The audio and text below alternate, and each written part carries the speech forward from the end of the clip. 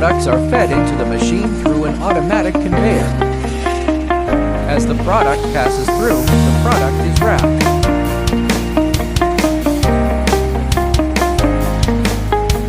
Hot air causes the plastic film to shrink tightly around the product.